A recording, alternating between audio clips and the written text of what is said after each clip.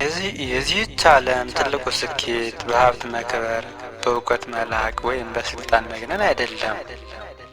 ትልቁና ከባዱ ስኬት ሰው መሆን ነው። መኖርና ሰው መሆን ይለያያሉ። መኖር ተፈጥሯዊ ስጦታ ነው። ሰው መሆን ግን በየቀኑ የሚገነባ የጥበብና የሥነ ምግባር ማማ ነው።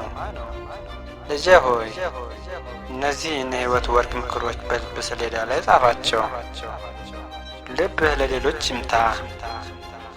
የሰው ልጅ እውነተኛ መለኪያው የኪሱ ስፋት ሳይሆን የልቡ ርኅራኄ ነው።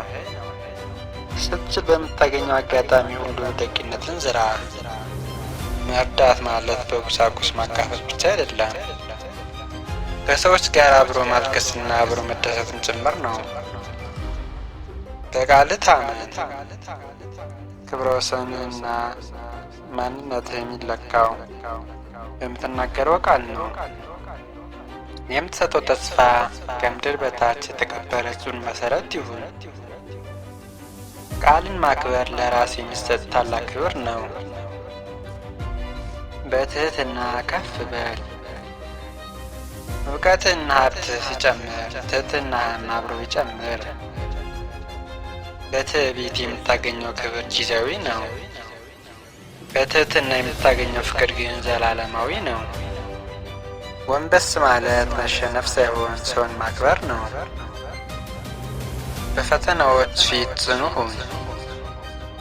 ሕይወት ሁልጊዜ አልጋ ባልጋ አትሆንም። ማዕበል ሲነሳ የሚወድቅ ሳይሆን ስሩ ወደ መሬት ጠልቆ የገባ ጽኑ ዛፍ ሁን። ውድቀት የሕይወት ማቆሚያ ሳይሆን ይበልጥ ጠንክሮ የመነሻ አዲስ ምዕራፍ ነው። ክፋትን በበጎነት አሸንፍ። ሰዎች ክፉ ስላደረጉት አንተም ክፉ አትሆን። ያኔ በክፋታቸው ተሸነፍክ ማለት ነው።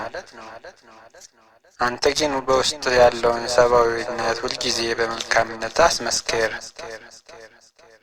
የመጨረሻው መልእክቴ ልጄ ሆይ እድሜ ሲጨምር ዓለም ብዙ ስሞችና ማዕረጎችን፣ ዝናዎችን ትሰጥህ ይሆናል።